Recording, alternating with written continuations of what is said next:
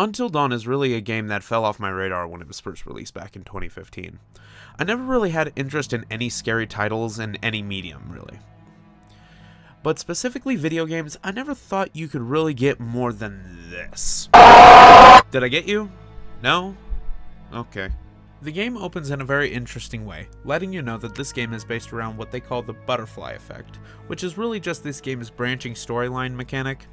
However, it's pretty interesting.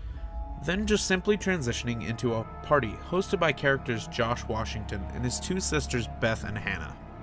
At the party, their friends Sam, Mike, Emily, Matt, Ash, and Chris all are really just there to fulfill a generic stereotype from the roles of high school. That way everyone can just kind of connect to one of the characters in some way.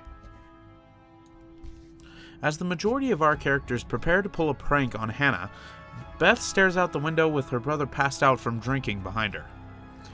The prank on Hannah goes poorly, and she runs out of the lodge to soon be followed by Beth, while everyone else is just like, "It's just a prank, can." Little did they know that this would be the last time either of them would be seen. However, don't let me get ahead of myself too far. Playing as Beth in this part of the game is probably the best way to introduce you to the gameplay tutorial, as you must locate your sister before something terrible happens to her, like frostbite, or falling off of a cliff, or being chased by a person with a flamethrower, and then falling off of a cliff, like any normal day on a mountain. After the sisters go missing, all the friends pretty much go their separate ways for the year, but all end up coming back for a get-together hosted by Josh in remembrance of his two sisters on the anniversary. And going from here, things just kind of start creeping along to build more character development as well as a little suspense. This game really isn't a game. It's more of an interactive movie, and not like in the good way like we had with Spider-Man. It's like a movie that couldn't really get its script lower than the 6-hour mark, and no producer would really take on the pitch. Then Sony's like, well, if we add some dialogue in the middle of walking scenes, and then maybe give the characters, instead of over-the-shoulder shots, a little bit of a moving around to do while they look for a fucking totem during these scenes, we can maybe have enough gameplay here to have people eat this shit up.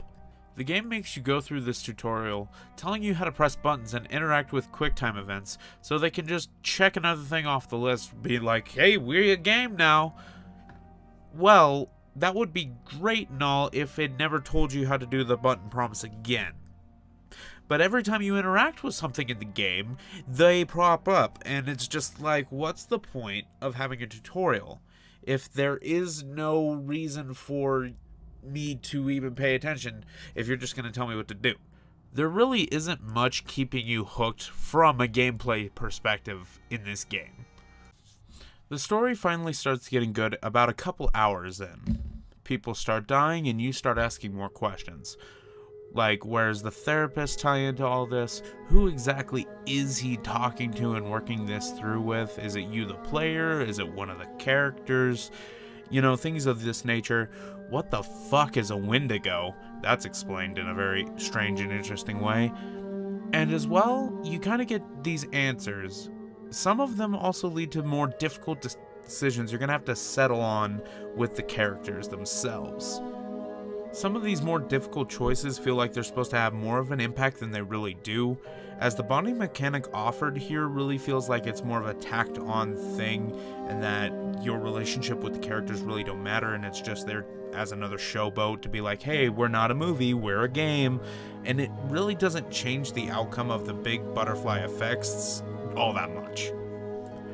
I've never really had to talk about the delivery of lines and stuff like that in a review before, but seeing as this game is more of a movie, I might want to mention it here.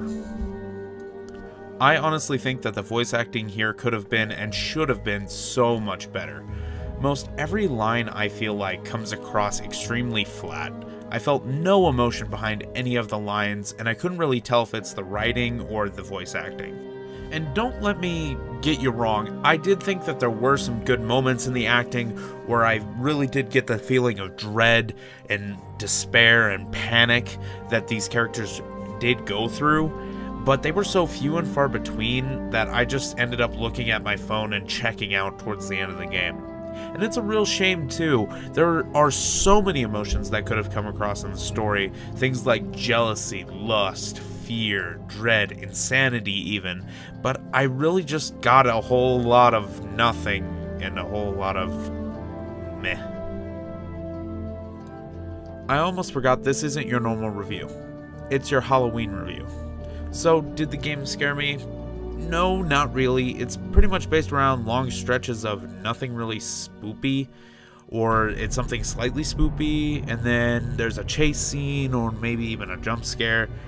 Unfortunately, there's really nothing new here, and it also has a tendency to try and rely on gross out, over-the-top gore for some of its spookiness, and the effect really doesn't get to me with that either, so just take that as you will. Towards the end of the story, I did find myself starting to actually get interested in the happenings of the story. This is thanks to a couple of the plot twists that they did decide to take. While easily foreseeable, they did add a nice touch to the story that finally pulled me in close. I started caring about certain characters that had survived this far, as well as starting to feel bad when they actually did die. But I do think this was a case of too little too late, as I maybe had another 2 hours of the story left to go.